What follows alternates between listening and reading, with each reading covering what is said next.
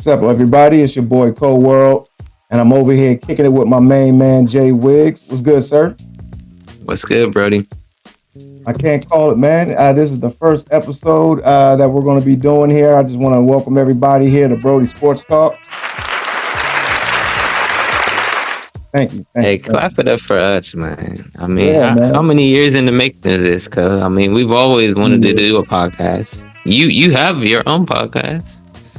Yeah, I've dabbled in a few of them, but this is something that feels natural, man. Like we talk sports all the time, and why not? Why not? Share our thoughts here with the masses, man. But I'm excited. Again, go ahead and give it up for Brodie Sports Talk. This is actually take two, but this is our first episode here. Give it up, y'all. Yeah. And not only do we talk sports, I think we play sports. We play Madden. We play fantasy. Coach, we're friends since high school, so yeah, this goes back, man. And I moved. Let me just say this. I moved to the DC area in '98. If you know anything about the Commanders, the Redskins, you know it's been a long time coming. From 98 to 2024. Just think about the franchise. From 1998 to 2024. It's been a long time coming to where we are right now. That's just to give you a little bit of background before we get started. When that was their last Super Bowl win, and I was like I've always told everybody, I was brainwashed as a kid. The very first game I ever watched was the '91 Super Bowl. So they haven't won jack since, but it's definitely a resurgence here, man. But let me ask you about that Super Bowl because for whatever reason I remember that Super Bowl as well as a kid. That was the first Super Bowl that I can recall, and my first memory. This is what's funny about anybody that's outside of the DC area. My first memory was, who the hell are the Redskins?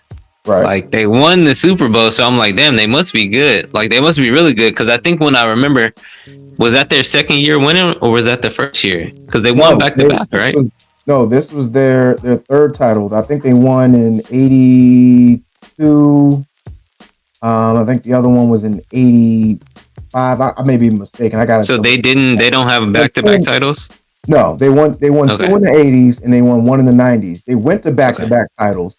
The very first one that they won, and then they went again the next year and lost to Marcus Allen. But definitely a lot of memories that we'll be sharing, as we go through our episodes here. But first order of business here, we'll go ahead and get into our opening take here. Basically, this is just a rant that that we'll be making, if you will, just to share our opinions on certain sports topics that really aren't getting a lot of love for real. For me, just to kick it off, we're gonna talk about the Sanders crew out in Colorado. My rant basically is we need to give them their flowers, to start things off. Ever since Dion took over, they've been trending upward. I think he's a prime candidate for Coach of the Year, and I think his son Shedeur Sanders is a prime candidate for the Heisman. And I don't think those two things aren't talked about enough. But just to give you a rundown here, Wiggs, this is what we're looking at here as far as the stats, and this is what's going to, I guess, like give me my my case here that I'm going to try to make as far as why I think prime should be. Make your case here, man. Make your case. Make your case. Here's the thing: he's got Colorado at 6-2. Okay, that's 23rd in the nation.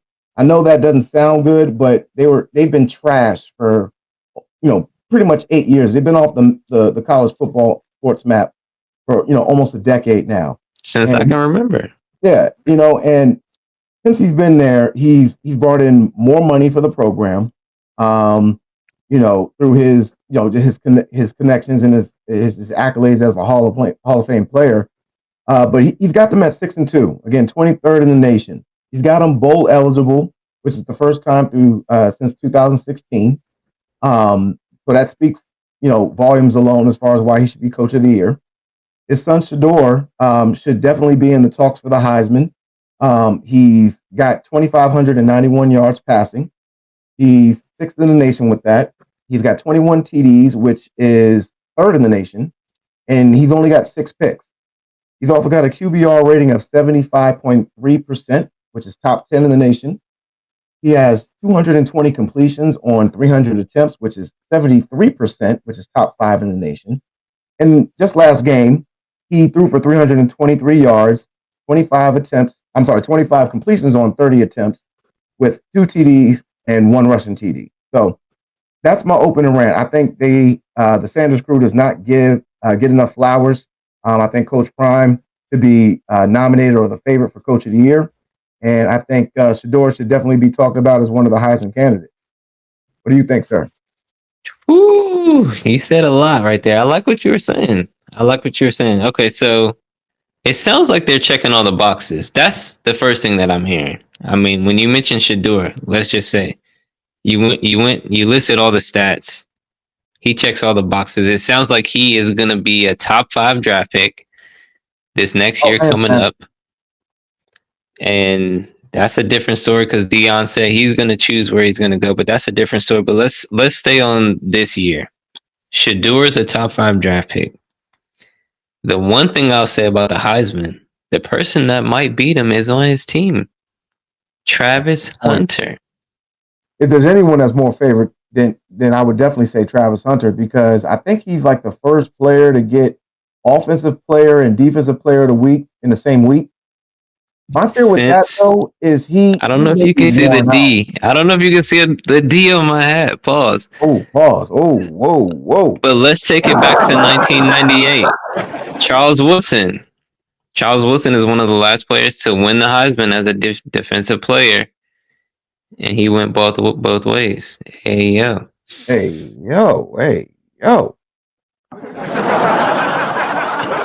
Travis Hunter is the one thing I'll say. So that's the one thing I'll say about the Heisman. But Deion, let's give Deion his flowers. Can you clap it up for Deion? Oh yeah, so let's go ahead and give it up for Deion Sanders here. Prime time. Deion Sanders, what he's been doing for not just his sons, but for the community. Let me just speak on it. He didn't start at Colorado. He started at Jackson State. Mm-hmm. And what he did for Jackson State, what he did for HBCUs was special. The way that he left was talked about.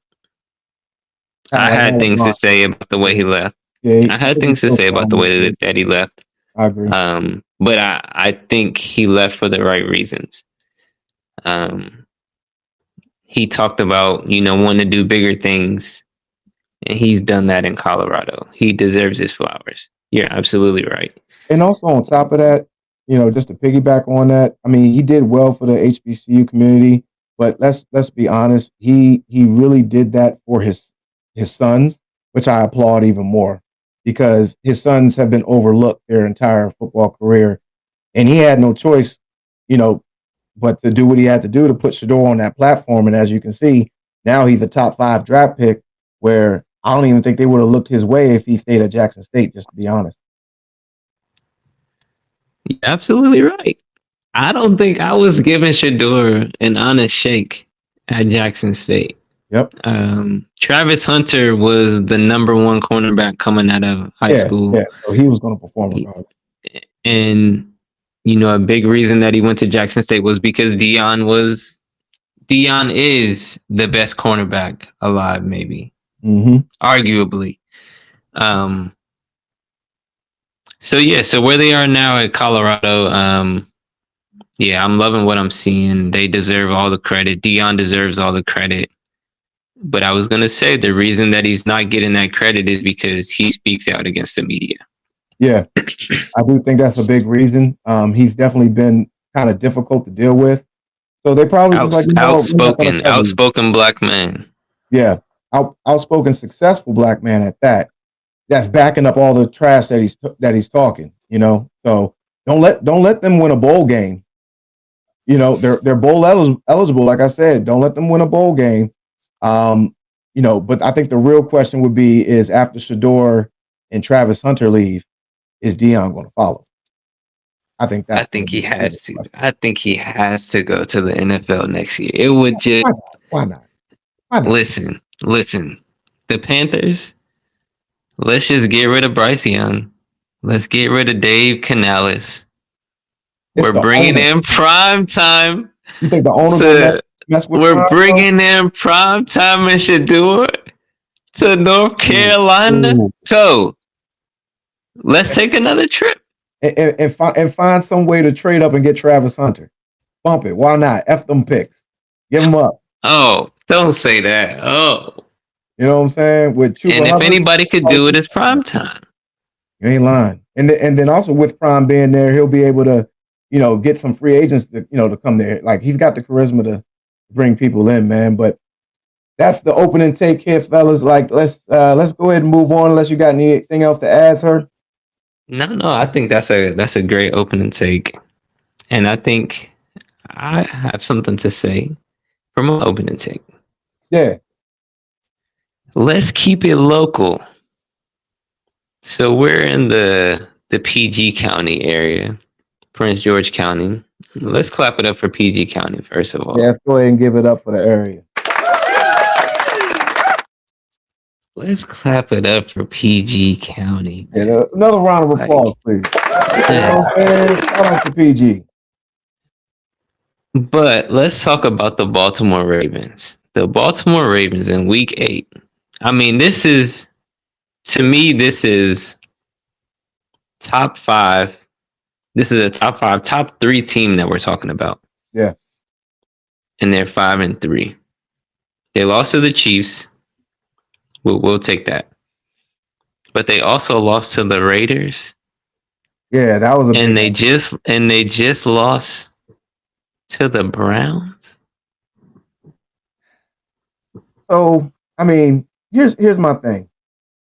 When it comes to the Browns this year, I think their Achilles heel was Deshaun Watson. He was completely checked out. He's dealing with a bunch of illegal battles. His mind wasn't on the game. Cleveland has arguably a top 5, top 10 defense. The issue was the offense. Give me a second, because this dog, get your ass out of here. He's trying to ruin the podcast. Hey, this is live here, baby. This is live. Get your ass out of here. You can hear him. Nobu. This guy here.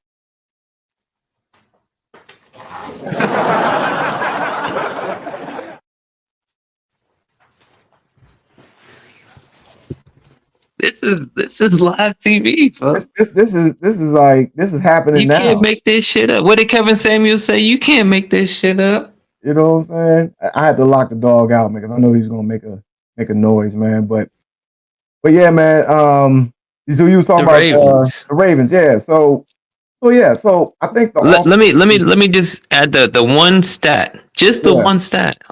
Derrick Henry, 11 carries for I think 73 or 77 yards, a 6.9 yard rushing average. Yeah, and he only got 11 carries. They got away from their bread and butter, no doubt about it. And their offense. I mean, the Browns' offense, with Jameis Winston was a different beast for their defense. Their defense is not that good this year. Their secondary is pretty bad over there in Baltimore. And I think they also had Marlon Humphrey and Nate Wiggins out. Let's mention that. Yep. And I think the issue is we're seeing the same thing that happened, last year in the AFC Championship game with the Chiefs, and that's them getting pass happy with Lamar. Yeah, he's doing well from the pocket, but he's performing at a high level for the first time in a long time, really. But he's still a dual threat quarterback, and they keep getting pass happy, and then next thing you know, they fall behind, and he's not one of those quarterbacks that can play well from behind. Off. But he's the type of quarterback that has to have the lead, so he can pass and afford to have to leverage against that. But that's what happened, man. They got behind, and he really had to start throwing from the pocket, and he gets exposed when they do that. Okay, let's This is what I would like to do in my opening take. Let's go a little bit more in depth. They call me Heavy C because I like to get heavy. Why would John Harbaugh be only rushing Derrick Henry 11 yards when he's shown proven success that if Derrick Henry gets at least 15 carries, he's going to get almost 100 yards and they're going to get a W. So is he saving Derrick Henry? Is he like you said, is the offensive coordinator too pass happy? What do you think it is? Is he or do you think, cuz what I think he's trying to preserve Derrick Henry for the playoffs. Yeah, And I think he's trying to say, "Oh, I'm outsmarting everybody. All the analysts are gonna make fun of me now, but in the playoffs, we're gonna have Derrick Henry ready to go." Yeah. But my question is, why don't you have a RB2 that's getting another 10 carries? Because their RB2, Justice Hill, only had 2 carries in this game. Now, remember that running back that got hurt last year, Keaton J.K. Mitchell? Dobbins? No, Keaton Mitchell. I think it's Keaton Mitchell. Okay, for the Ravens. Yeah, he was their number 2 before he tore his ACL. But I think to your point, I think that's a good point. I mean, Derrick Henry, he does have a lot of carries on him, so I think it'll be nice to kind of keep some of that tread on the tire going into the playoffs. And they just traded for Deontay Johnson, so I think they're trying to alleviate the pressure from Lamar by giving him some more weapons. And then obviously once you get to the playoffs, man, just keep giving it 22 and just trusting the king, pretty much. He's proven what he can do. They get a W every time he gets over. I want to say it's at least 15 or 16 carries. I would give him at least 18 carries a game. If I'm playing Madden, I'm giving him 24 carries a game. Like he's the king, and he gets better as the game goes on. By the fourth quarter, it's like body shots. It wears on the defense. And again, when you have your 2 best cornerbacks out, let's not put the ball in the other team's hand. How do you do that? You control the time of possession by running the football. Let's get back to old school football. You also got to remember, like, Lamar's also a run threat too.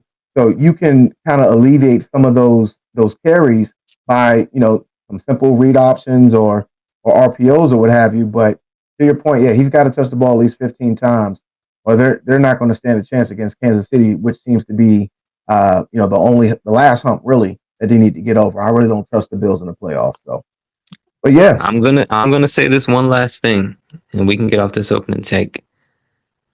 Lamar's decision making is going to be in question until he wins the Super Bowl, much like Aaron Rodgers was. I agree. Until he wins the Super Bowl, like you said, he's a huge threat to run. There were a few plays in the end of that game where he could have ran for a first down. He did, and he tried to pass. He can't play like Mahomes. He has to play like Lamar. Be the Lamar that won 2, possibly going on 3 league MVPs, and I think he should be good, man. But great opening take there, sir. Go ahead and give it up there. Moving right along here, we're going to be talking about just a quick recap and review of a few games from last week, and then we'll review a few games from this week here. Go ahead and start off here. We'll go ahead and kick off with the Washington Commanders and Hail Bears. Hail Maryland. I'll save what I really want to say for the final take, but the Washington Commanders take care of business. Let's just start with the play, Code. Tell me, where were you when the play happened?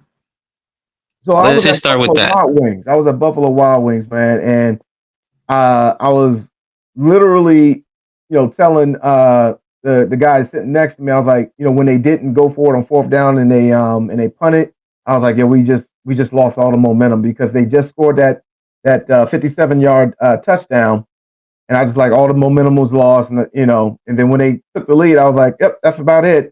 And I got up and I was getting ready to walk away. I paid my bill. And I said, you know what? I said, F it.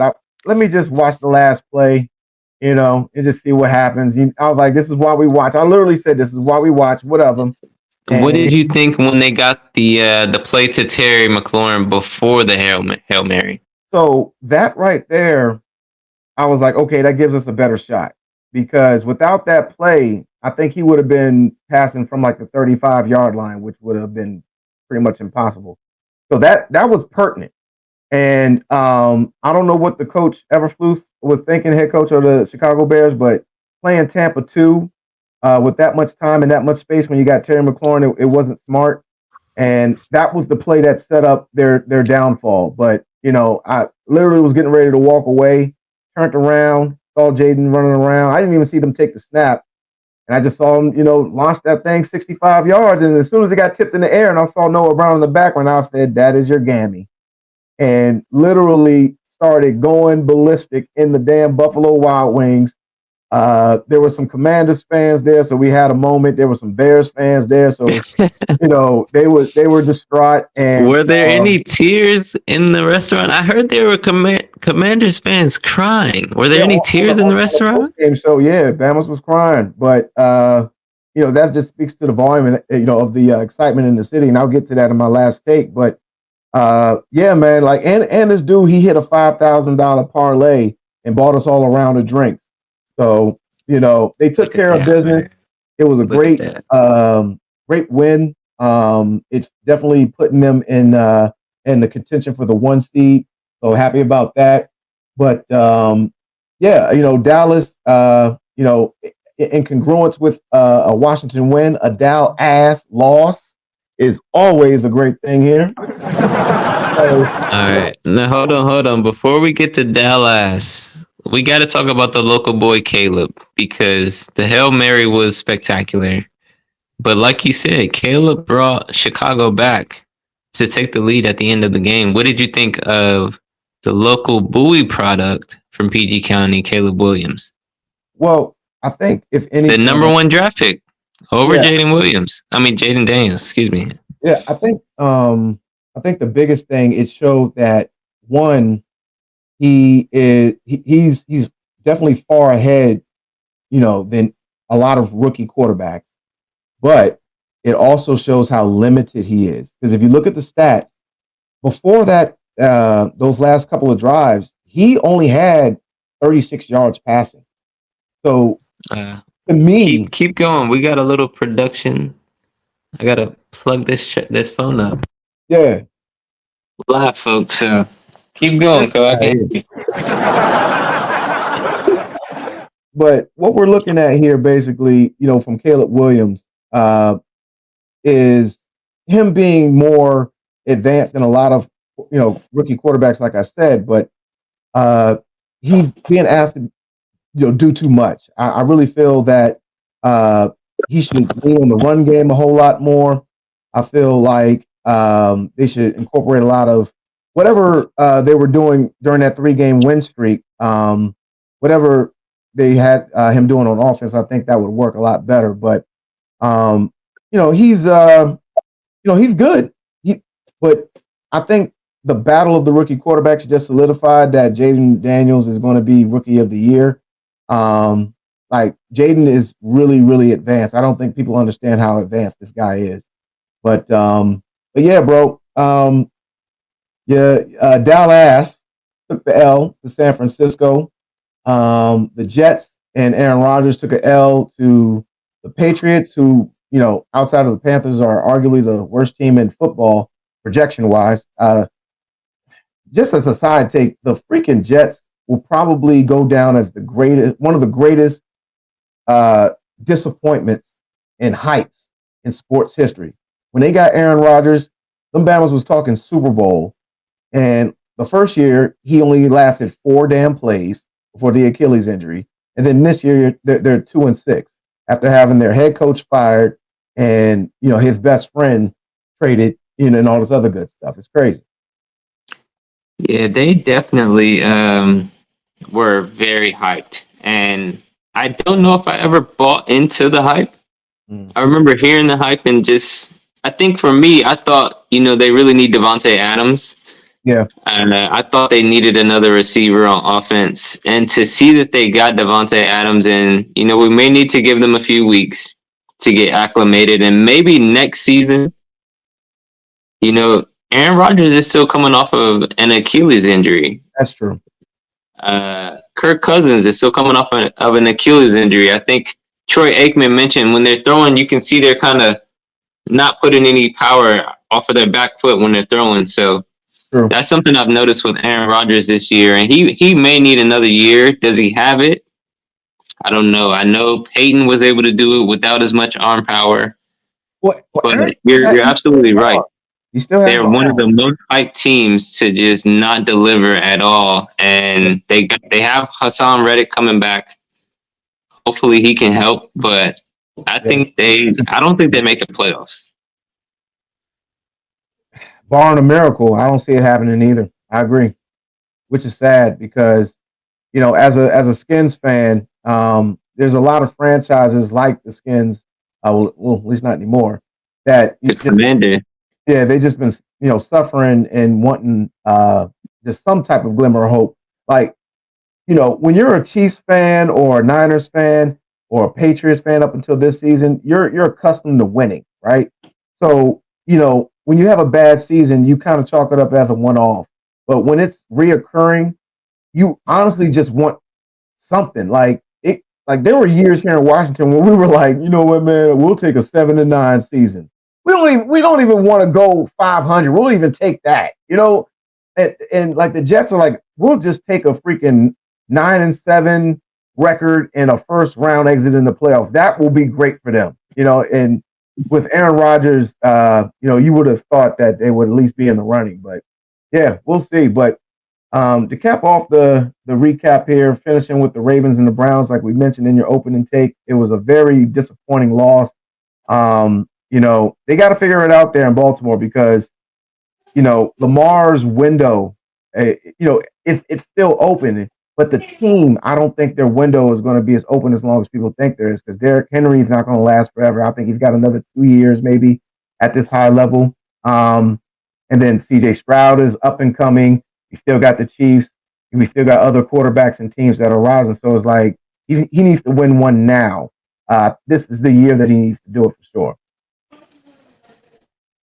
yeah. I mean, I think because it's a local thing, I think Lamar. Let me just say this because we still didn't get to Jaden Daniels. We're gonna get to Jaden Daniels, but let's just talk about the black quarterbacks for a second. Mm-hmm. Lamar is the culmination of what Michael Vick was supposed to be. Lamar is getting the Yeah, MVPs. He's a two-time MVP winner, crazy but how a zero Super Bowl appearance. What's that? I say it's crazy how Vic never won one. It's crazy, and we know that Vic's career was cut short, and he wasn't able to really do what he was supposed to do in Atlanta for reasons that we don't need to mention now, and everybody knows. But yeah, Lamar is what we thought of Michael Vick, and yeah, to see them struggle trying to do more than they need to do is frustrating to watch as a fan of the game. I think when you look at this recap, Washington was the favorite, in my opinion, coming in this game. I think they weren't the favorite as far as Vegas was concerned. They were I think they were minus 2.5 when they were thinking that Jaden wasn't going to start, but once they confirmed that he started, it went back up to 3, I believe. okay. So I think that's something I wanted to mention about this recap. Washington almost lost to Chicago. The Hail Mary, erases everything. Dallas and the 49ers, you could say the 49ers are the favorites. Dallas is just, it should be competitive, but they're just ass. The Jets should beat the Patriots. They should have beat them. Yep. The Ravens should beat the Browns. This really isn't any given Sunday league. Mm-hmm. I think when you think about the injuries that happen throughout the course of a season, you think about the age of players like Aaron Rodgers. You can see that he's got some miles on him. Like you said, the tread on the tires. You can see that Aaron Rodgers has got some miles on him. You can see it's affecting him. He's not the same Aaron Rodgers. and that's affecting him. And I think that's the same thing you're mentioning about Lamar with the Ravens. The window is limited. You gotta win. You gotta strike while the iron's hot. Mm-hmm. If they don't do it now, who knows if the defense will be this good next year? Who knows if these players won't be injured next year? So you have to win now. If Lamar doesn't get the Super Bowl this year, I'm concerned.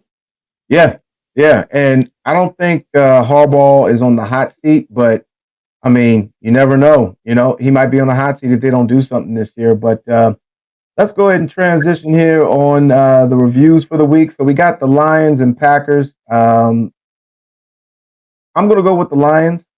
I think the Lions are the best team in the NFC by a slight margin. And we got Washington versus the Giants. I'm taking Washington. We got the Dolphins versus the Bills. I am going to take the Dolphins. And the only reason why is because Tua is another game in. So the jitters are gone. At least they should be. And Tyreek Hill should have the rust off. And I think they should pull the upset. And then another upset, I'm taking the Bucks over the Chiefs. And here's why. The Chiefs' offense is god awful. I don't care what nobody says. Patrick Mahomes is the face of the NFL, but he is not the best quarterback in the league right now. 6 touchdowns with 8 picks. He's not the best in the league right now. So that's pretty much my take right there with the reviews. I got 2 upsets, and I got two teams that should win. But yeah, so you still there, bro? We may have lost him. We'll work while he's coming back here. But just to piggyback on those game takes here, the Lions, like I said, are the best team in the NFC. So what we're looking at here is a team that is going to be the front runner for the number 1 seed.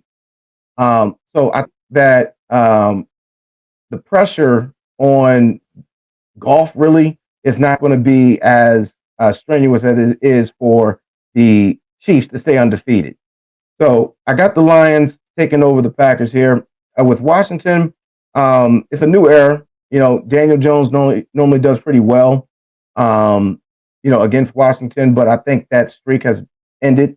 And I think Washington is obviously favored, but I think they're going to pick up where they left off with them being one of the the top 5 scoring teams in the league. So I got them, beating the Lions here. I'd say at least by 20 points here. I'm sorry, the Giants by at least 20 points. As far as the Dolphins, Josh Allen is doing his thing, but I think most importantly, their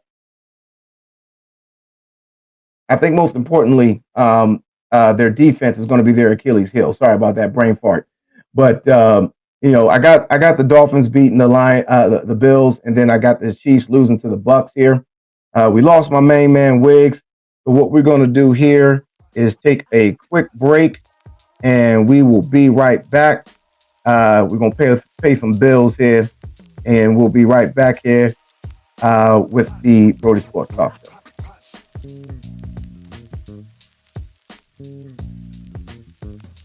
All right. We are back. Sorry for the technical difficulties. Had some kinks to work out. Looks like we didn't pay the Verizon bill. You know what I'm saying? So First episode, man. But yeah, just picking up where we left off here. For the review for next week, Wiggs, we got the Lions versus the Packers. Who you got? Lions versus Packers. I got to go with the home team, the original home team, Detroit. Like you said, Detroit is looking like the number 1 team in the NFC right now. So I like them. The Packers, Jordan Love, to me, is a top 10 quarterback. They have receivers. They have Josh Jacobs. They have a good defense. They're missing something. And the Lions are just hitting on every strike. Go ahead. I think they're struggling on that kicker. I'm not too sure about that, but they got the weapons, but Jordan Love, he's hurt. He hurt his groin. So Yeah, and he's been getting hurt, so that may just be the missing piece is just him being at 100%. So yeah, right now, give me the Lions over the Packers. all right. Then we got Washington versus New York. The Giants here. Who you got? This is a tough one for me because this is a divisional game. This is a divisional opponent, and the last game was a tough one. Relax, bro. This is a this is an interesting game, man. The Giants are a divisional opponent, and they played Washington. That's true. I was gonna say they played Washington very hard last time. Hey yo. Man, I gotta think of some new adjectives, man. But yeah, I agree. It's a division game, so games are always played differently. So I agree with you on that. So and Washington didn't score a touchdown in the last game, even though they won. So we're gonna depend on the kicker again. The Giants do have a good defense, but Daniel Jones is not it. So we're going with Washington. Okay. We got the Dolphins versus the Bills. I think you and I both agree on that. Who you got? So I'm a Dolphins fan. That's my number one team, but I'm always going to root for the home team. And right now that's DC. But Dolphins versus Bills. You made a great point about Tua being back, but I'm not the fan that just picks my team every week. I got the Bills this week. I think Josh Allen is. I think Josh Allen is going to push for the MVP vote this year. With Lamar already having 2, I think it's going to be tough for him to get 3 in a row. And I think this is Josh Allen's year. I think this is going to be a big game for Josh Allen. It's the second half of the season. I think he's going to start the second half of the season with 3 touchdowns in this game. They're going to win this game, and I got the Bills in this one. Sorry, Dolphins. Okay. I mean, Josh Allen definitely is a front runner, one of the front runners of the MVP. So that's understandable. It's not like it's going to be an easy win. And then lastly, the Chiefs versus Bucks. I'm taking the Bucks as the upset, but do you think the Chiefs can stay undefeated? I think the Chiefs are going to stay undefeated. I like that we have different picks. This is great for television. This is great for the viewers. We're going to get to see right away who the better the pick is at choosing these teams. I got the Chiefs this week. Okay. And yeah, they're gonna stay undefeated. The Bucks are just hurt right now. Mike Evans, I have him on my fantasy team, and it's one of the reasons that with the depth that I have in my fantasy team, we'll get into this a little bit later. That Mike Evans is good, but he's a little older, I guess, as far as receivers and running backs are concerned. He's only like 30 or 31, but like I said, you can tell that there's some wear and tread on the tires. So the Bucks are hurt. I got the Chiefs. Okay. So I'm taking the Lions, Washington, Dolphins, and Bucks, and Wiggs is going to take the Lions, Washington, the Bills, and the Chiefs here for our review and recap here. So definitely anxious to see what's going to happen with that. So we got to keep our records here so we can compare numbers here. But let's go ahead and transition into our next segment here. This is going to be the fan favorite for those who are looking to make some money. This is our parlay picks here, and this is Wiggs parlay locks here of the week. So, Wiggs, go ahead and zoom in on this. Go ahead and tell me who you got there for your first leg of your parlay here. All right, so for the first leg of the parlay, I'm gonna just build this like I'm building a fantasy team. So I looked at all the bets on. This is actually DraftKings this week.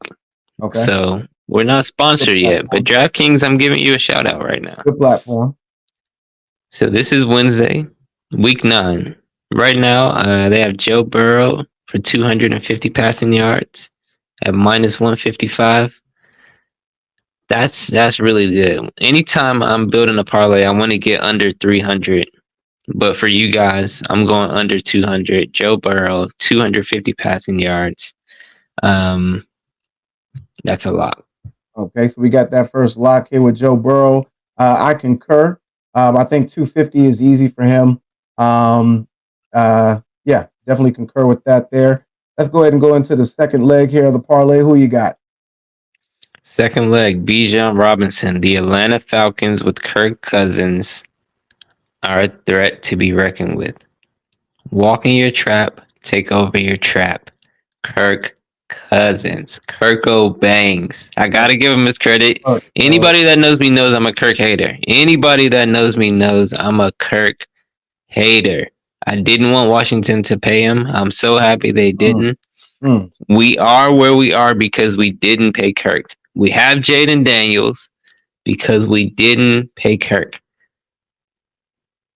So I'm happy about that. But I gotta give Kirk his flowers. He's looking good in Atlanta, and because of him, Bijan Robinson is gonna get an easy 70 rushing yards. It's a lock. Minus 120. That's another one under 300 for your parlay. We're building something, boys. Yeah, I concur with that as well. Biggest reason why is because they're playing Dallas, I believe, this week, which has a pretty bad defense in general. And King Henry ran all over him, and I think Bijan Robinson is due for another breakout game. So definitely agree with that. What you got here for the third leg? Pause. Hey, Gotta stay professional. Who we got here? All right, for the third leg, we're gonna stay in Atlanta again. This is because of Kirk. Kyle Pitts, 40 yards for minus 180. That's easy money. Kyle Pitts. The tight ends did their thing last week. Yeah. I saw a lot of parlays hit on the tight ends. Kyle Pitts had a great game, and he got benched and still had a great game. So this week he's going to come back and do even better. Again, the opponent is Dallas. That's all I need to say. Yeah. 40 yards, easy money, minus 180. What do you think? Yeah, I agree with that as well. I think out of the parlay so far, this will probably be the one that you think is going to be an easy lock. But just like from trends here, Kyle Pitts, he had a breakout game last week. I think he should continue that. Like I said, he's going against a bad defense, so definitely like the odds with that one as well. And who do you got for the fourth leg to wrap things up here? Okay, so for the fourth leg, so what do we have? We have quarterback, we got running back, we have a tight end, we need a wide receiver.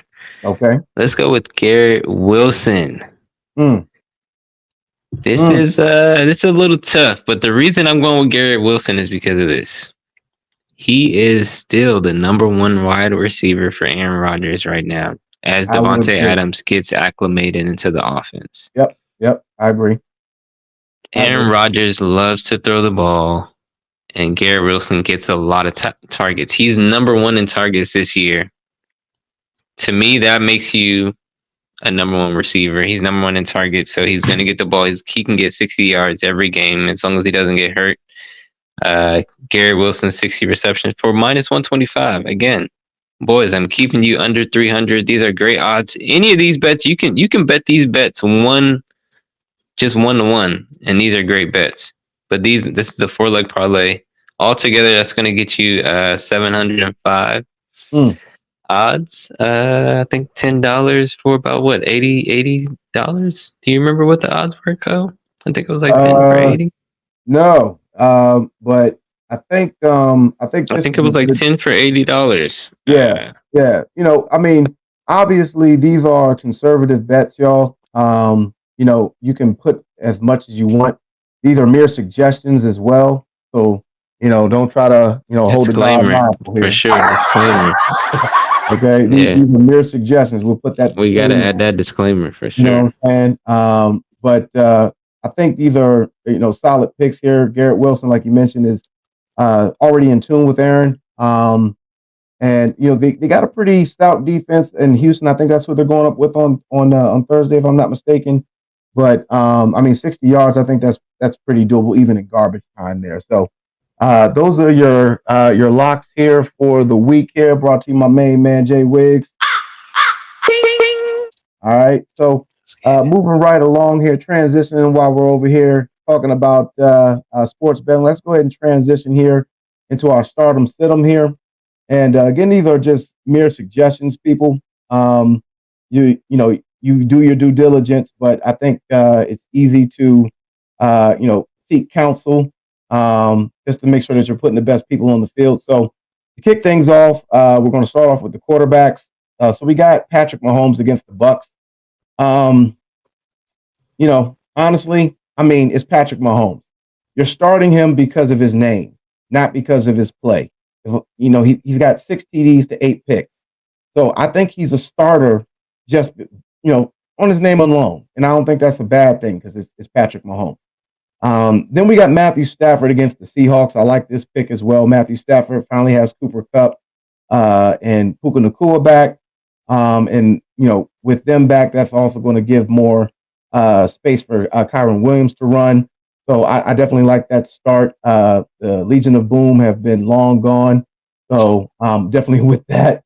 Sam Darnold, he's another starter. I like that as well, mainly because they're off of not a bye week, but they're off of restarting. What's his name? Joe Flacco out there in Indianapolis. And Sam Darnold and Justin Jefferson.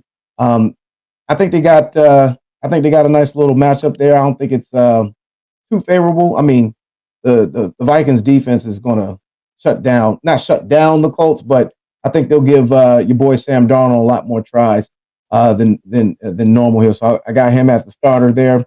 Now here's a curveball for you guys. Bo Nix, start him.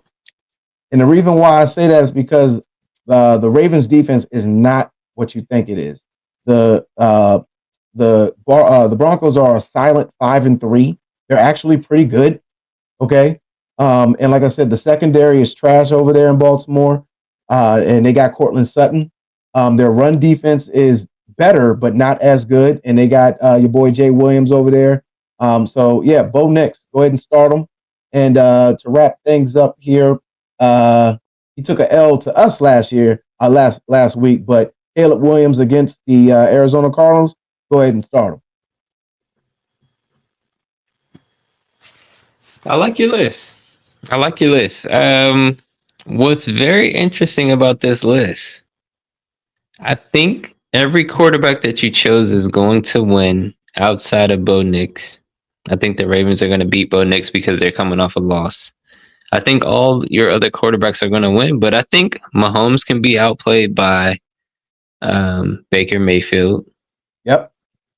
I mean, Patrick Mahomes really has not performed well. If you took his name off his stats, you would think this dude should have been benched. You would have thought he was Daniel Jones, damn it. I'm not. And that's Give me that opening bar again. What was that opening bar? You said you don't pick him off his play, you pick him off his name, right?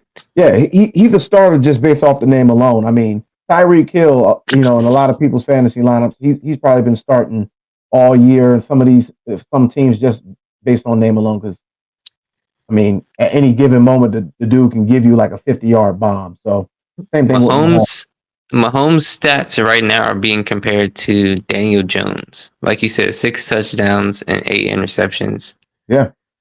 Now, because they keep winning, is why winning. He's a winner. Evil. Yeah, he's a winner. All evils. He makes the plays when it matters. So it didn't always look good when Brady was winning, but he knew how to win. Week after week, he knew how to put the team in position, and that's what you appreciate about. That's what you appreciate about a quarterback. It's like a point guard. They know how to win. Sometimes you have to adjust to the opponent. Patrick Mahomes does that better than anybody in the league. He's a proven winner. Stafford versus Geno. I could take Geno. Again, I like Stafford, and I think you make a good point about Stafford getting Puka and Cooper Kupp back. That really just makes the Rams look like they can go into another deep playoff run. But Geno is DK out this week? I guess that would be my only reservation. But he's still nursing that. I think he had a sprained MCL, something like that. Mm-hmm. He's still nursing that. So if DK is not playing, give me Stafford. If DK is playing, I think Geno can compete right along with Stafford. Darnold, who are the Vikings playing again? The Colts. Yeah, they're playing a tough. I'm not taking Anthony Richardson Oh, over Darnold at all. he's benched. But Joe Flacco. Yeah, they're starting smart. Oh, give me Joe Flacco right now. Mm, Joe Flacco is showing you that he doesn't have the tread that some of these other veteran quarterbacks like Aaron Rodgers has because Joe Flacco was at home. yeah, and you saw what he did with the Browns last year. We saw what he did with the Browns. That's We good. see what he's done this year when Anthony Richardson is not playing. Michael Pittman plays better. The run game plays better. I like Joe Flacco. Okay. Bo Nix, of course. Like I said, I think Lamar's gonna beat Bo Nix, but Bo Nix, like you said, he led fantasy in points last week. Yeah, Bo Nix you don't know did. that. A lot of people don't know that, and he was on the waiver wire. There's a waiver wire pickup if you need a quarterback. And like you said, the Ravens are they're looking like they can be beat in the defensive secondary. Caleb, I need to see more from Caleb. So you taking Kyler Murray? I'm taking Kyler Murray. Okay. So again, we're gonna see. Yeah. Who picks better between the two of us, friends? I think it's going to fall down to the defense for all of these teams. If the Vikings defense plays like they've been playing the first half of the season, there's no reason why they can't run over them. The Broncos defense is actually pretty good too. But I don't know if they're going to be able to handle a two-headed monster like Lamar and King Henry. Take it back to the beginning. Are the Ravens going to run the football? They'll probably get back to it. But like, I think from a starting quarterback standpoint, those are your picks there, ladies and gents. Let's go ahead and move on to the running backs here. So, running backs, we got my list here. First one, go ahead and go big screen while you go on the list. All right, go big screen on them. So, what we're looking at here for a start instead of for the running backs, give me DeAndre Swift versus the Cardinals. Their defense isn't that good. The Skins put up 100 plus yards on them. So going with DeAndre Swift over the to start against the Arizona Cardinals. Give me Tony Pollard for the second stardom against the Patriots. I think the Texans really don't have anybody else really outside of him. So just give him the ball 20, 30 times. I think that's going to be a good start against a pretty poor New England team. I'm going to go with Kareem Hunt as a starter versus Tampa Bay. And the reason why I think the defense is going to get worn out with all the 3 and outs from Baker Mayfield, not having no targets to throw to, or him making the senseless pass and turning the ball over, in his own territory or something like that. So I think Kareem Hunt starting to hit his stride, and he's going to get a few more carries, I would assume, since Mahomes really isn't doing much. And then we got your boy Chuba Hubbard. Okay, he's going up against the Saints, who are dead in the water. Then we got James Conner, who's also a silent killer, going up against the Bears. And then we got Chase Brown from the Cincinnati Bengals, who's taking over that spot from Ross against the Raiders there. Who you got, Wick? I like how you started. DeAndre Swift for sure with the Bears. I'm loving the way he's playing right now. You have to start him right now. He's a good addition. He's a good, option out of the backfield for Caleb. When you're a rookie, you want to be able to go to your tight end. You can see Cole Kmet in Chicago having a great year so far. And DeAndre Swift is really, I think, connected with Caleb, and they've kind of found a rhythm, and they kind of know when to look for each other. Tony Pollard, another great stardom. You got to start him. He, like you said, he's the only option that they have. He's going to get the ball over 20 times, and he's fast. He can make a play. So I like Tony Pollard. Definitely start him. Kareem Hunt, I love it. You're on the roll, Cole. Start him. I love what the Chiefs are doing with Kareem Hunt. Again, Kareem Hunt, Joe Flacco. These guys have been sitting on the couch, sitting at home. Mm-hmm. No tread on the tires. They're coming in fresh. Start them while you can. This is where it gets interesting. What did you say about Chuba? Did you say start him? Yep. Start Chuba Hubbard against the Saints. I'm taking Kamara in that one. He Okay. just got paid. I liked what he did last week because I have Kamara in fantasy and I've been watching him closely. He started the year off hot, and then, like you said, they were kind of dead in the water, Yeah. just Once not Eric looking Carr good went at down. all. Yeah. And I think I'm not sure what happened with them, why they signed the contract. Maybe trade deadline. He was asking to be out of there, and they said no. We want you here. We're going to pay you. And I think after the contract, he's like, okay, thank you. I'm going to show you why you should pay me. And I think Alvin Kamara is going to have a good game. I think he's going to outplay Chuba. I'm going Kamara in that one. And then Chase Brown. Who are the Bengals playing in that one? So Brown is paying the Raiders. I like Chase Brown. I like the Bengals offense this week again. Joe Burrow was one of my locks. And whenever you got a quarterback like Joe Burrow, he's going to open up the running game. And that running game for the Bengals is wide open. They got Chase Brown.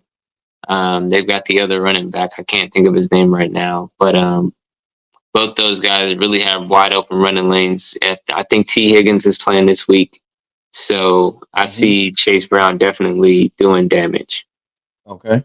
I like it. Start him. And then James Conner starting against the Bears was the other pick. I like Swift. I like Swift. I like I got Swift. both.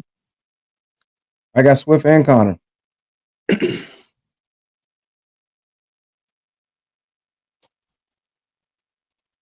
The only person I'm starting Connor over is Chase. Okay. I think everybody else, if I have Swift, I'm going Swift over Connor. I'm going Kamara over Connor. I'm going Hunt. I'm going Pollard. But I think I'll go Connor over Chase. Okay. All right. So moving on to the wide receivers. First one, we're going to start Terry McLaurin versus the Giants. I think he's playing at an exceptionally high level right now. Clap it up for Terry. Can we get a clap for Terry? Oh, for sure. You know, because only true Skins fans know what he's been going through, and it's good to see that he finally got a quarterback. So I'm definitely starting him against the Giants. I'm starting DJ Moore against the Cardinals. The Cardinals just aren't that good. I think Kyler Murray and James Conner and Harrison are your only fantasy picks really, but the team overall isn't that good. So I got your boy DJ Moore doing some damage. I got Amari Cooper starting against the Dolphins. I think he finally starts to hit his stride with your boy Josh Allen, and also Keon Coleman. He's actually been doing pretty well as well, the rookie, against the Dolphins as well. So that's kind of like a tandem there. And then lastly here, Lad McConkey against the Cleveland Browns. I think this is going to be one of those starters based on receptions. If you're in a PPR league, then he's definitely going to get a lot of touches because they really don't have anybody else out there besides your boy Dobbins. So, and then to wrap things up here, your boy Calvin Ridley. I think he's going to get a few touches. At the very least, he should get 5 touches. Maybe 50 yards, hopefully a touchdown. But if you can get double digits out of the wide receivers in this passing slump that we are in, fantasy wise, I think that's going to be pertinent to your roster there. Okay, so for sure, Terry. And again, I'm saying Terry's a 1B. He's a top 10 receiver. I'm not quite giving him 1A yet, but he is knocking on that door. I mean, he might be kicking the door down. Terry McLaurin is having a great season. Mm-hmm. Sometimes you just need a quarterback to get you the ball, and I got to give it to him. Terry McLaurin is looking like a 1A receiver this year. Terry, start him. Every week, start him. Second, who did you have second for start him, sit him, go? Who was after Terry? It was for 2 and 3. For 2, I got DJ Moore. DJ Moore. Yeah. Sit him. I don't like it. I'm not liking. I don't see who the number 1 receiver is. I think it's Keenan Allen, but at the beginning of the season, they told me it was DJ Moore. And then they drafted Roma Dunze, who was Yeah. supposed to be a top 3 receiver. So who's number 1? I can't tell. Week to week, I don't know who's going to be. I don't like DJ Moore this week. Sit him. Okay. And then we had a combo there Amari with Cooper. Cooper and Coleman. I like Amari Cooper. I like Josh Allen. Like I said, I think Josh Allen's going to have at least three touchdowns this week. I think Amari Cooper gets one of those touchdowns. They've already shown a little camaraderie. Amari Cooper has shown an ability to get open. He's well known around the league for his route running. I like Amari Cooper. Keon Coleman again. I like Keon. I think those two guys. I think those two guys together. It reminds me of Amari Cooper with CeeDee Lamb. Mm-hmm. When CeeDee first entered the league. I don't think Coleman is as good as CeeDee, but I think together it opens up some lanes for both of them. I like them both. Lat McConkey. Is McConkey next? Yeah, that's the last one I got, and then Calvin Ridley. Who is McConkey? Who are the Chargers playing? They're playing the Browns. They're at Cleveland. Start him. No. The Browns have a good defense. I don't know if I trust Justin Herbert. I think Justin Herbert is going through a little bit of what Jordan Love was going through, which is he 100% healthy? Yeah. I don't know if he is. But McConkey is clearly the number 1 receiver. And I love when there's a clear number 1 receiver. Start McConkey. Yep. And then lastly, with Calvin Ridley, like I said, the Titans only have Pollard and Ridley. I don't even know who's starting at quarterback. I know they benched the mayonnaise dude, but it's Calvin Ridley. I think, like I said, if you can get double-digit points from any of your wide receivers right now, that's definitely going to be good for your team. But as far as the tight ends go, let's see who we got here. So for the tight ends, Kyle Pitts, he's one of our locks here for the parlay. So start him against Dallas. Evan Ingram against Philadelphia, Cade Otton against the Chiefs, and then that's going to be kind of tricky. It's really going to fall down to if him and Baker can be on the same page there. But Sam Laporta, over Green Bay, definitely start him as well. And then lastly, Dalton Schultz with your boy Collins and Diggs out. Schultz to definitely see some more targets, and the Jets defense is a shell of themselves right now. So I think that's a good stardom as well. Yeah, I like this list. I think the only one I might go against would be Ingram. I just don't trust Trevor Lawrence and the Jaguars. Yeah.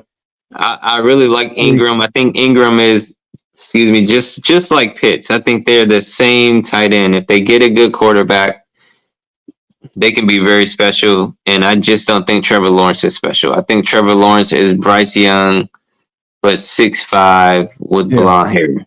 Yeah. Nothing special. Cade Otton. I really like Cade Otton just because, again, everybody else is hurt.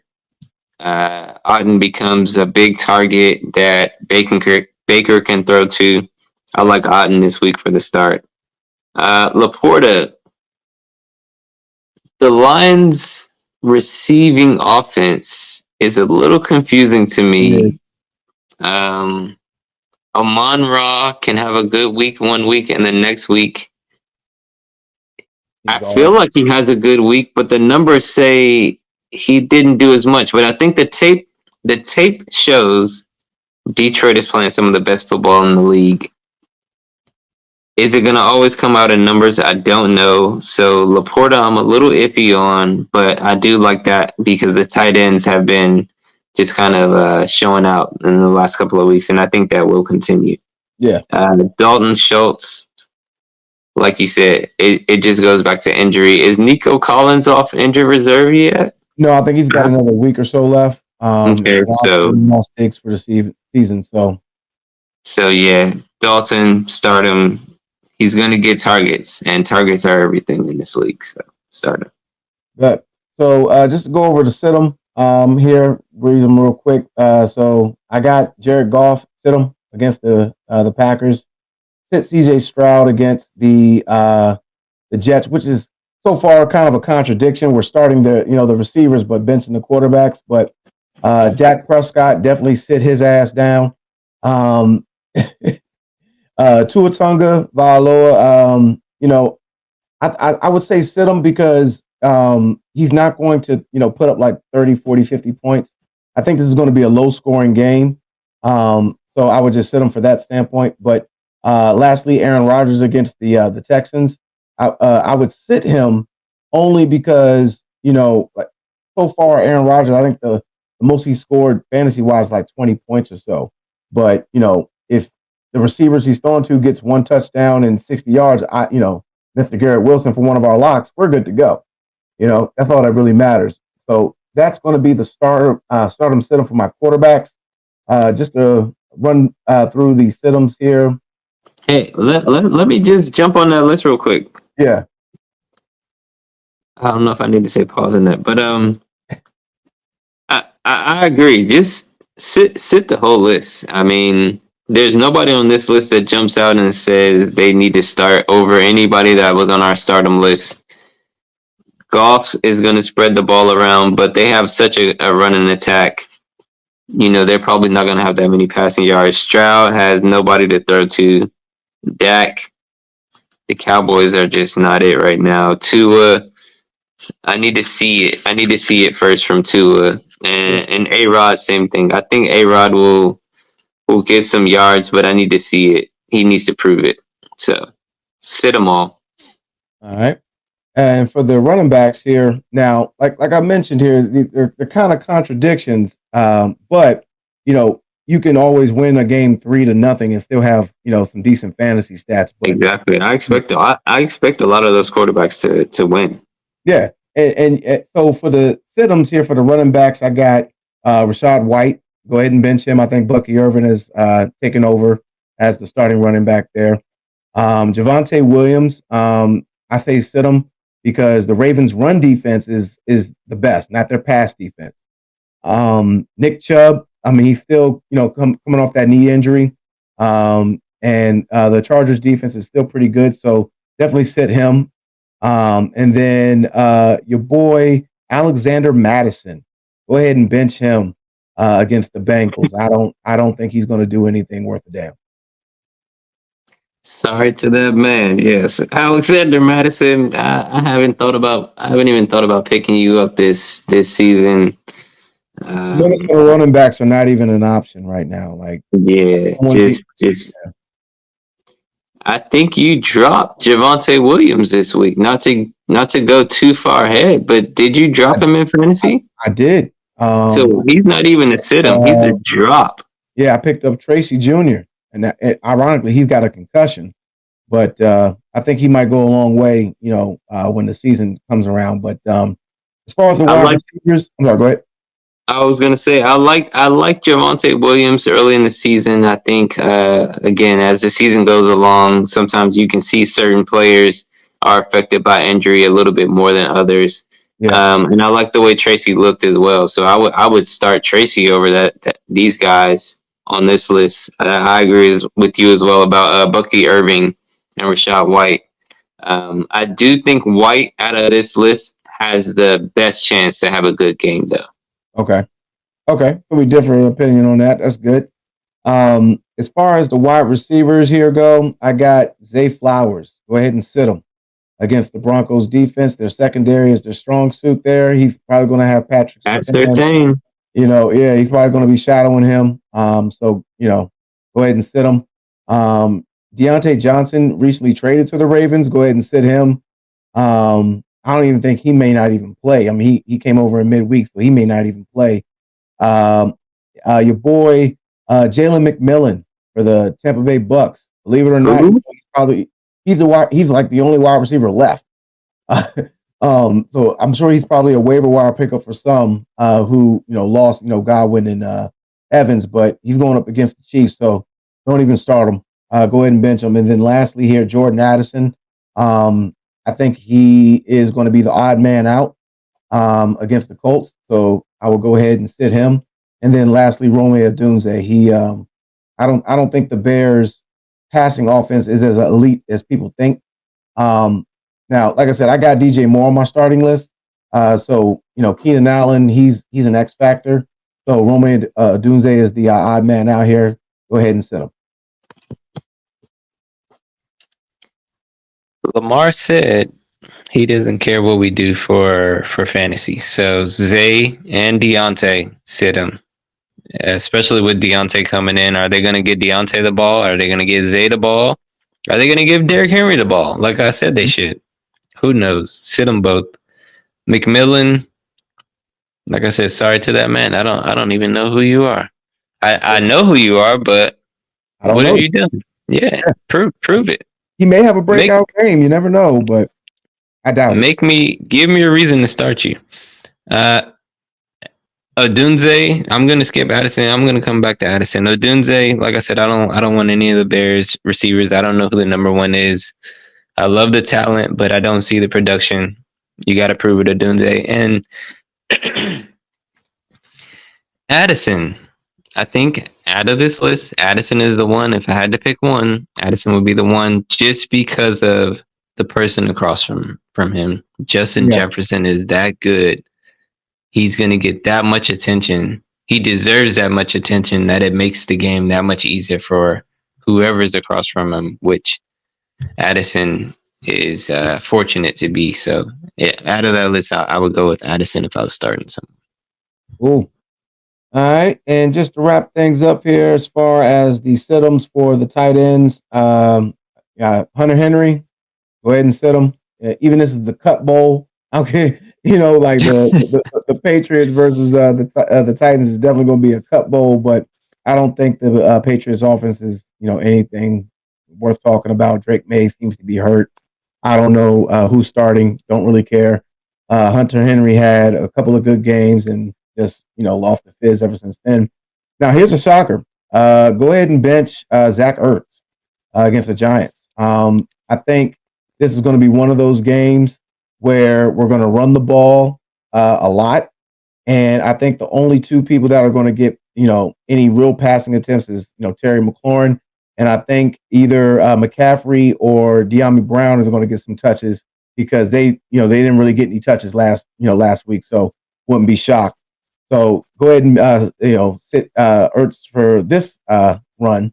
Next is Isaiah Likely. Honestly, at the beginning of the year, I thought he was going to replace Andrews as the starting tight end, but he hasn't really done much. So go ahead and sit him. And then Tyler Conklin. Aaron Rodgers never really used his tight ends. I mean, even when he was in Green Bay. So go ahead and sit him. Hunter Henry. Yeah. If Drake May was starting, I would like Hunter Henry, but Drake May is coming off a concussion. I'm not sure what they're gonna do in New England. Sit him. Zach Ertz. I like Zach Ertz, man. Zach Ertz like is. We're coming off the Hail Maryland. I like Zach Ertz. I think if I'm taking anybody on this list, it's going to be Zach Ertz. Isaiah Likely, like I said, Zay, Deontay, Likely. I don't know, whatever they say in Baltimore. I don't want any of those receivers. They're going to win. But I don't want them. Sit them. And Conklin, he's not fast enough. I don't think he's a tight end that I want. What's crazy about this list, every one of these tight ends could catch a touchdown and have less than 20 yards for the game. Like, they could end up on your all-time touchdown list, but only have 25 yards for the game. So it's a sit-em, but if they end up with 10 points in fantasy because they caught a touchdown for 20 yards, I wouldn't be surprised. That cool. Well, that is the stardom, sit-em. Hope that's helpful out there for your sports bets and for your fantasy. Transitioning into the next segment here, as far as fantasy talk, Wiggs, we've been doing this fantasy league for years now. I can't even remember how long it's been. It's been at least I'd say at least 10 years, right? At least 10 years we've been doing. At least 10 years. But yeah, we'll give them give the viewers here a little a view of how the league is going here. Why don't you go ahead and give them some fantasy talk as far as like one of the highlights of our league last week here. So first of all, I gotta say I moved from first place. I'm now in third place. Devastating loss this week for myself. Before I get into just your game with Machine, I had a devastating loss with the person who's now in first place, and it's a great week for him. Yeah. I'll give him his flowers. It's a great week for Grady. He's in first place this week. Number one spot. He's got the number one spot. His team won. He's a Commanders fan. Everybody that knows Grady knows how much he loves DC. He's pouring honey on multiple goats. Hey yo. But yeah, no, it was a tough loss for me. I did not start CeeDee Lamb. I started Drake London, and that was just costly. You got Drake London? I have Drake London, and I lost by 10 points, and Drake London only got 5. I think he got hurt, but still, he only got 5. If he gives me 15, which I'm expecting, I win that game. But I left CeeDee Lamb on the bench with 33 points, and that proved costly for me. That was my week. But let me get into your week this week, Co. You won by 0.2 points. Am I correct? Yeah, it was like 104.68 to 104.48, something like that. Yeah, literally won by the skin of my teeth to hold on to the second seed, of the league here. But just to piggyback real quick on like your receiver dilemma here, it's an 8-team league, so every team is stacked, and you run into that analysis paralysis where you don't know who to start because like you got CeeDee Lamb, Justin Jefferson, Drake London, Mike Evans, all on the same team with 2 wide receiver roster spots. Mm-hmm. So it's like every week is a challenge. So, but yeah, I mean it was a close win, bro. It was definitely needed. I'm on a journey to try to win my first title in this league. I've had countless upsets. So definitely looking to keep the ball rolling here. But honestly, bro, we gotta just make the playoffs. That's once you make the playoffs, everyone's 0-0. And then it's off to the races from there. So Grady, yeah, you got the number 1 seed, but can you win when it matters? And can you win with your own team that you didn't auto draft? Tell me this, Co, because you won by 0.2 this week. You lost by I think 0.3 last week. Who didn't get it done last week for you that got it done for you this week? The quarterback. I left Kyler Murray on the bench with 40 points, and Jared last week, yeah. And I think now I left a lot of points on the bench. So I left Puka Nacua on the bench with like 15. I left Williams, running back from the Broncos. I left him on the bench with 20. So either one of those players would have got me the win. And again, that just goes back to that analysis paralysis. When you got so many players to choose from, it's kind of hard to find a rhythm sometimes and get some consistency. So, yeah, man. And who got it done for you this week? Who is the player that you like, man? Like they really, that extra effort that they got. If you watch the game or just who got the most points in your team, like they were the player that was it the quarterback again? Let me see here. So we might have to. Do you have the matchup recap? Yeah, I got it right here. So I had Jared Goff. He gave me 28.35 points. That was the most. So that's nothing crazy. That's nothing crazy from a quarterback. Yeah. So it must have been. Was it a running back or receiver that went crazy for you?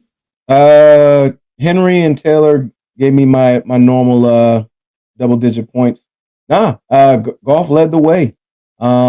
Henry and Taylor gave me double-digit points. Tyreek Hill gave me 10. Laporta had 13. Normally he's been averaging like 6 or 7. So yeah, I would say Laporta was an X factor there. But yeah, so definitely a cardiac cat situation there. But And what's your matchup this week? Who do you have this week? we got the defending champions. We got Femi this week, but unfortunately, he's one of those fantasy players that doesn't really participate, and that's one thing I can't stand. About He is updating this year. Him and Mo are updating this year. I've noticed that. yeah, they're definitely more active this year, but those two are definitely notorious for not really participating. So, And like you said, in the 8-team league, it kind of in the regular season it can make it interesting because those are almost guaranteed wins. yeah, it kind of like set it and forget it. Like I really feel like Femi won the championship and didn't even know until he got the notification because he had a squad last year. Let's say that again for the people that aren't at home paying attention. Femi last year was his roster was set it and forget it. It was stacked, man. He had He Josh he. I Allen. don't think he set his roster until the Super Bowl or the Yeah, championship game. I think that yeah, was the only game he set his roster, and yeah, that's the. yeah, And he needed to. If he didn't set his roster in that game, he would have lost.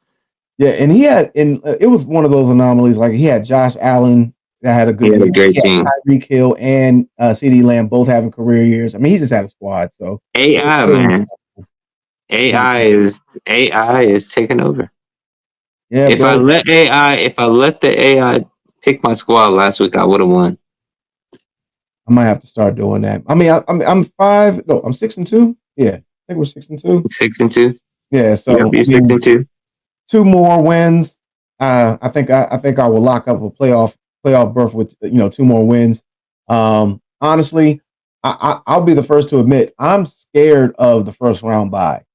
The biggest reason why is because I don't want my team to have a good game when it doesn't matter because I got the bye, and then the next week they put up a dud, and I end up getting bounced in the first round after all that hard work. So, you know, just based on the history here, like let's look at the history so you can get an idea.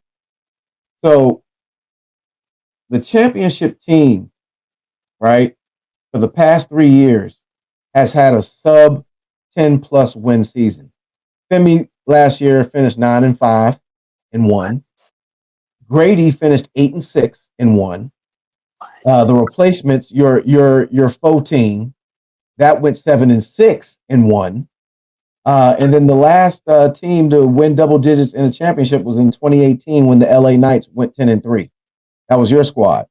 But before that, Stealth State champions for my main man Mac. He went back to back. 2017, he won. He went 9-7. 2016, he won. He went 8-6.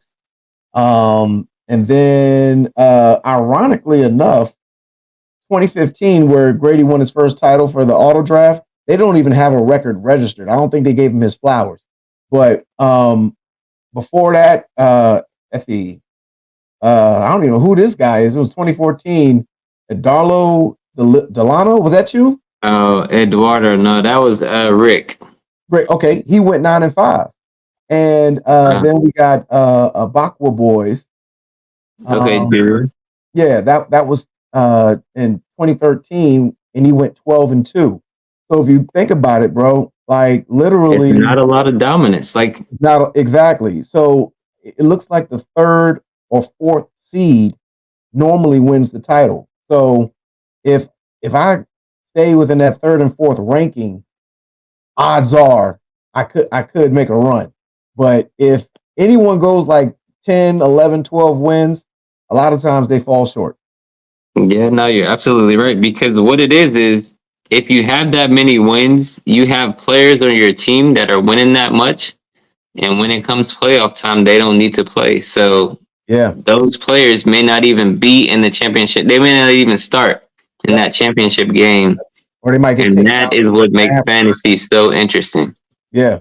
Yeah. So we'll definitely stay tuned, brother, with that. But moving right along here, we're gonna wrap things up with our last take. And Last take, last call. you know, and I think I'll go ahead and finish last. So why don't you go ahead and give your last take so we can give the fans something to laugh about before we get a little serious here. So my last take, my last call, something I wanted to talk about that wasn't football related, but it was sports related, were these statues. D Wade statue was just unveiled in Miami, and to say the least, it did not look like Dwayne Wade. They said it looked more like Antoine Walker. They said it looked like the throw in the damn towel Yeah. That shit coach looked from like Rocky. it looked like your boy. What was Morpheus? It looked like Morpheus when he was screaming to break out of them handcuffs. That shit. It looked like Um, Morpheus. It did not look like D Wade. They put it on the D Wade alley oop. It's a bad look. yeah, And we're coming from, we have Hall of Fame busts. What is it? The NFL have Hall of Fame yeah, busts, and these busts their look bus look flawless. amazing. They look flawless. I don't know They if they're look using flawless. AI or if they're actually using a sculptor, but We they're have, yeah, definitely we have 3D printing now. Like, what are we doing here that we cannot get the greatest of the greats in this game to have good statues? It's baffling to me. That's my last take. That's my last call. yeah. I don't know what that's about. I think Dwayne Wade was trying to, defend the person that made it, and he was like, we wanted to have, an authentic, sculpture, that was handmade, so it can show the flaws of, human sculpting and all this other crap. Wade, save that cap for your nails, okay?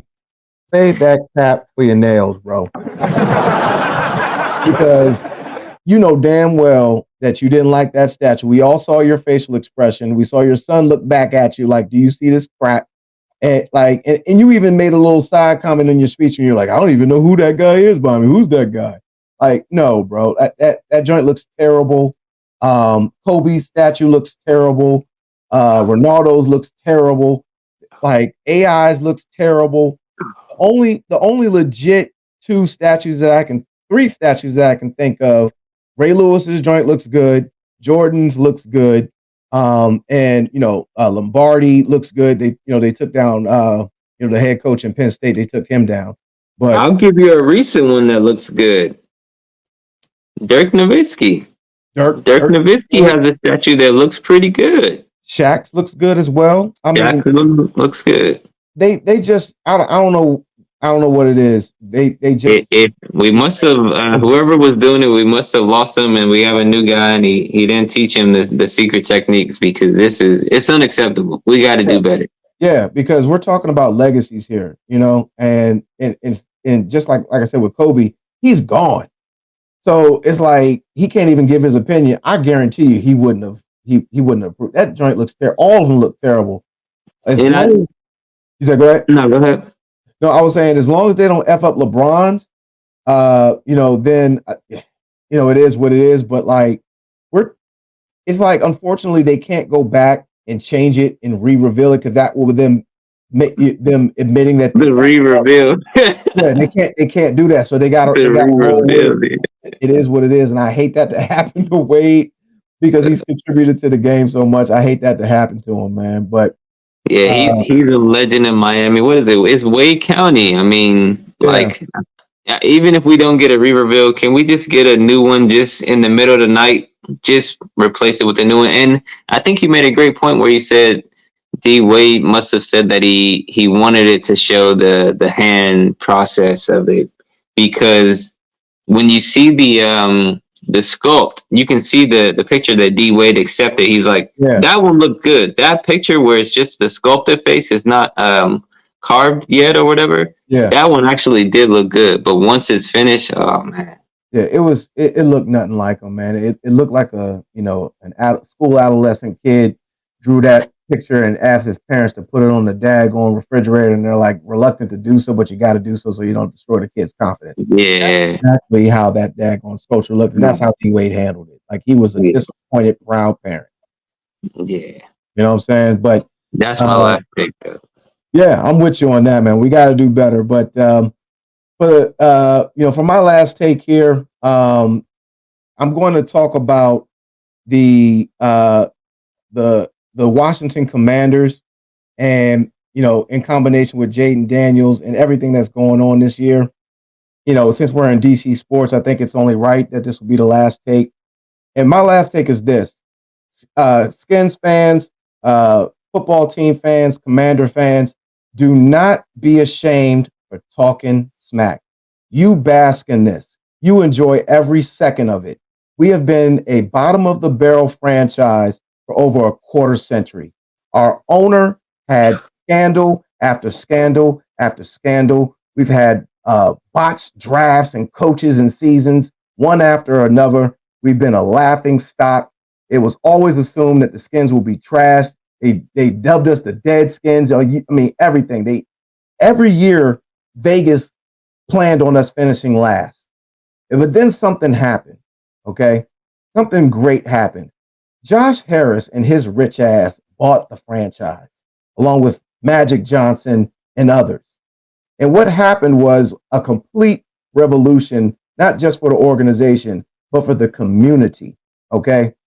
Josh Harris, Adam Peters, they restored what a winning culture looks like. They got a great coach in Dan Quinn that's established a culture in the locker room that players believe in. And we have not only players that believe in the system, we have players that are performing at a high level. And not only that, we have GMs who are making GM decisions while the coach makes coaching decisions and while the owner makes owning decisions, and not all mixed into one single pot. We're actually acting like a competent organization. Now, having said that, you can't win in this league specifically without a quarterback.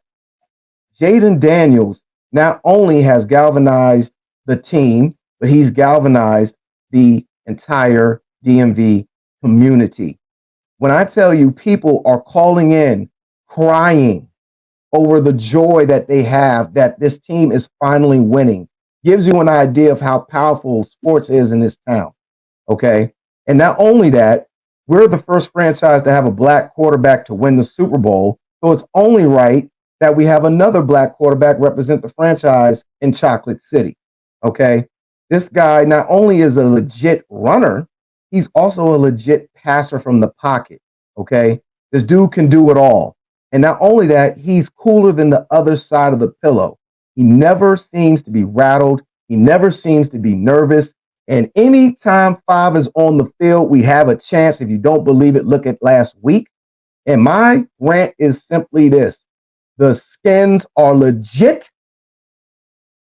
Daniels is legit. And if you don't like it, you can kiss my commander ass. And that is my last take here. Go Skins HTTC here. Okay. The Skins are legit, so he talking shit. Keep talking shit because we're here. The Skins are legit, keep talking shit. That's what I heard. I love it. That's a great point. We're not talking about division wins here, Wig. We're talking about legit number one seed in the conference. I mean, legit. It is beyond my expectations. My high before the season, I thought they could win 10 games. I thought that was the ceiling. They might win more than 10 games. Yeah. They might go deep into the playoffs. They could go to the Super Bowl. And I'm not just being a fan right now. Right. It's legit. And that's the thing. Like, PTSD has affected this fan base because we've been losing so long. It's hard to even say that. It's like, wait a minute. We're actually good. We can actually win. So you said it earlier. This town was happy with Taylor Heineke. We were happy going 7-9, bro. This town was happy with Taylor Heineke. We lobbied. Who was here before talent? Who was here before Heineke? I think it was Alex Smith. Alex Smith, and I think it was somebody else that was trash. But yeah, like, it don't even matter. That shows you how desperate we were for like you said, just a win, and to have Jaden now. We would have been happy at 7-9. We're at 6-2. In counting. And like you said, it's not one person. I think that's what's important. You mentioned a lot of names there. Let's start with Adam Peters, because Adam Peters is the one that makes the selections. He chose Dan Quinn, and the staff that Dan Quinn has brought into this team is incredible. Cliff Kingsbury, we know the pedigree that he comes from working with quarterbacks, and he's doing a tremendous job with Jaden, getting him. I love the way Jaden makes his reads in the pocket. Yeah. He makes quick reads. He gets the ball out of his hands. He knows where he's going with the football. Jaden says he does the virtual reality to practice. You can tell that they work and they practice and they have a plan when they get in the field. I love what he's doing. The defense. Who's the defensive coordinator? What's his name again? He's not getting enough credit. Gosh, I forgot his name that quick. Can't even think of his name right now. Could you look that one up for me real quick? Yeah, let me just talk about the defense for a second. Yeah, let me look that up. Before the season, we knew we needed linebackers. Adam Peters went and got Bobby Wagner. How the hell did we pull that off? We needed a linebacker, and we got Bobby Wagner and Frankie Louvu. Yeah. Oh, also, don't forget about your boy, Johnny Newton. Johnny Newton in the draft. They were getting flack for that, But next thing you know, Jonathan Allen goes down for the season, and next man up, and he's been doing this thing ever since here. Let's see. I'm still looking up the defensive coordinator because the defense looks like they know what they're doing. And when you look at last year when Dan Quinn was in Dallas, the Dallas Cowboys defense looked like they knew what they were doing last year. Joe Witt Jr. He was Quinn's assistant in Dallas. So he's already got, the culture down as far as how Dan wants his defense run. Now, here's the thing. Dan Quinn is great when he's calling the plays. Okay. When he was a head coach in Atlanta, he relinquished those calls to someone else, and they didn't do that well. So this time around, he's not calling the plays, but I think he's like telling giving the signals. Yeah, I think he's he's a part of it. He's not just behind the scenes. Yeah, he's a part of the process. Exactly. It's kind of like with Andy Reid and what's his name? Eric Bieniemy, where they kind of worked in a tandem. And I would say it's an even better comparison to the Jets losing Robert Saleh, because look at their defense now that Saleh's gone. That's a good point. It shows you how instrumental, even though Saleh was the head coach, it shows you how instrumental he was to the defensive side of that team. Yeah, that's a good point, man. And I think the biggest thing is they're learning as they're winning. You know what I'm saying? Like the Commanders are getting better. Yeah. They're getting better every week, and that's scary for teams out there. Very scary, bro. Like teams, like we can legitimately say that we have one of the best quarterbacks in the league, and that is not cap. Yeah, he's a rookie. We get that, but he's doing something that no quarterback has done. Okay, he had an 82% completion percentage. No one's doing that. You know what I'm saying? He's polished from the pocket. He's making all the throws. He stays poised. He's athletic enough to get away. You see that hurdle he did when Cuz tried to tackle him? Like you said, put it on the poster. Bro, he's breaking dudes' legs out there. These guys are going to the sideline with leg injuries, trying to maneuver their bodies to tackle him. He's causing problems. Yeah.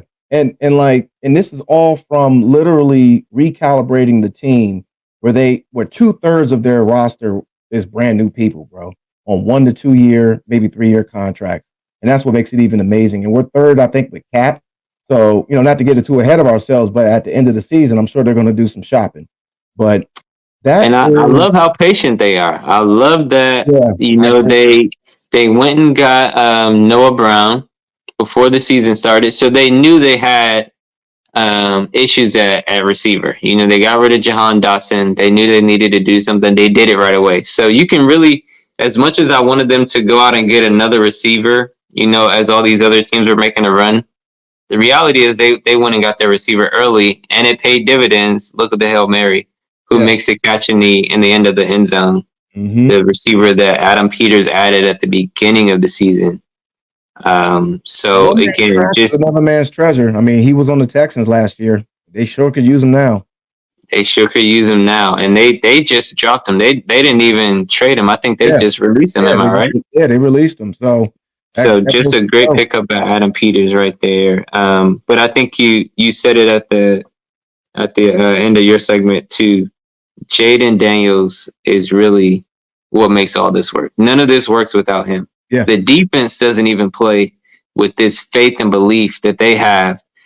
They've said it multiple times. We have 5 on the other side. We have Jaden Daniels over there. I think that's what Benjamin St. Just said yeah, after he made the the play that nobody's even talking about, yeah. the pass interference in the third down in the end zone. Nobody's talking about it because Jaden Daniels forgave him for all his sins.